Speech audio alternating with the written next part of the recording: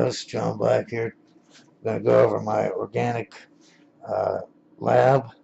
Now this first scene, because the volume is so low, I'm going to just tell you what it is. It's an incubation chamber.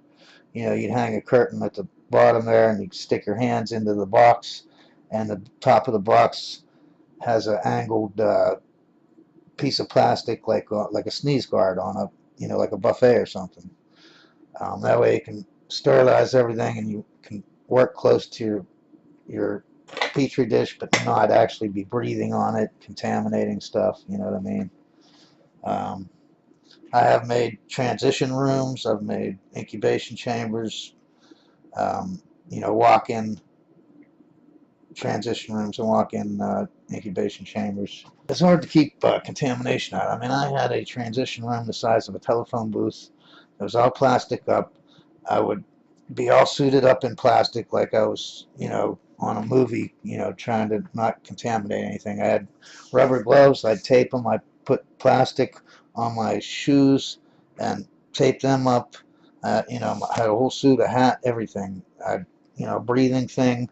And I'd walk into the telephone-sized transition room. I would spray it with Clorox all over myself and the air and everything. Then I would, you know, after I closed it up, then I would open up the door to the incubation room. You know what I mean? I'd leave the transition room. The incubation room was bigger, probably maybe 10 by 10 foot, and or maybe 5 by 5 foot, I guess. I'd go in there, I'd close the door, you know, the plastic, you know, strap it down. I'd spray all the air, spray myself and everything in there with Clorox, and it would still have contamination. I don't know how the contamination could even get in there. The whole room would be plastic and taped up and sprayed many times with Clorox all over the place. Not just the air, but the plastic itself, everything. So anyways, here's the small incubation chamber that I made. Check it out.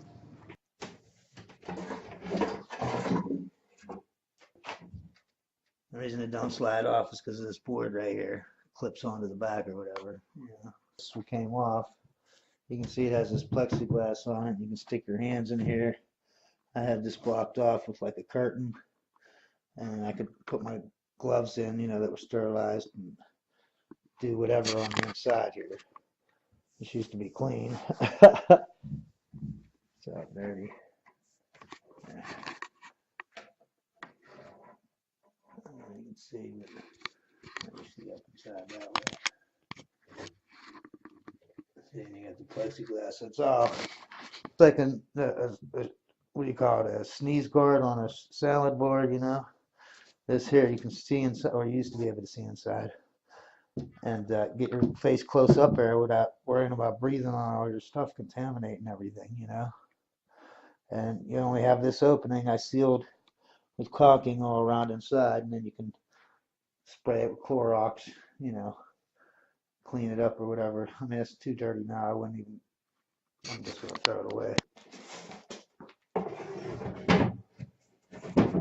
Sorry about the audio difference. Every time I use that laptop to go mobile, I don't know why it doesn't pick up the volume as good as it does on this regular computer. But anyways, here's a couple other things. Here's an inoculation loop. I don't know if you can see it on there. See it? It's just a hook.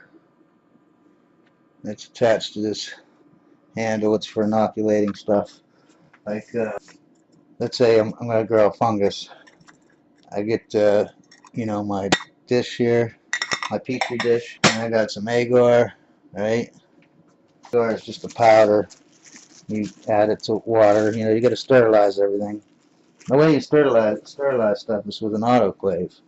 An autoclave is just basically a pressure cooker. Here I have this top lid. I must have thrown away the bottom because I was trying to throw a lot of crap out and stop being a hoarder. So I think I threw the bottom out. I still got this one, and you know, you got your gasket and that. Put it on. You put your stuff in there, and you put so much water up. You know, you don't want it to be full up, so your bottles are getting thrown around. If you want to put some water in there, and then you put anything that you're going to use, like your petri dish or this loop or whatever. Well, I wouldn't put this loop in. I'd just burn it with some alcohol. But you put it in there, including the agar. You put this in some water, throw it in here and sterilize it before you pour it into your petri dish, right? And that's what the food. That's the food for the stuff you're going to grow, whether it's bacteria or, in this case, we're saying spores or fungus. Now here I have some spores in here, but I don't want to open it because contamination is whatever. But if you grow mushrooms or whatever, you can take the cap off. You put the cap on a piece of paper, right? And the cap would be like right here, and then you just smash it, and the black little spores will come off onto the paper, right? And you fold your paper up, and you can store it, put it in a plastic bag or whatever. Even though these are for what do you call them, the psychedelic mushrooms, it's actually legal to have the spores. It's legal to buy them, although I don't know about now. We're talking, 30 years ago, 20 years ago, or whatever. So I don't know if things change, you know what I'm saying? But it used to be that you can actually grow the fungus as long as they didn't have sex. Once they start having sex and it turns into that like twine almost, string twine, then it's illegal because now the fungus is starting to grow the psychedelic drug, and that's what makes it illegal. They may have changed this law, and now it's illegal for whatever, but it used to be you could just buy spores, especially with the internet today. I'm sure you can buy them wherever. But you can do other stuff too. You can cough on it, try to grow other funguses, other bacteria, other molds. I only did this for about a year or something, you know what I mean? I'm not really into biology. I tried to get into it. I outlined a book or whatever about biology, and I was, it's just not as fun or whatever. I just wanted to show you some of the stuff I had. Here I got it all dusty, but inside here is a whole bunch of petri dishes. I don't know if you can see them. They're plastic disposable ones. They're not like this glass one is nice. I like that. Plus you can use it as like a crystallizing dish or something. You know what I'm saying? But that's about the extent of my organic lab.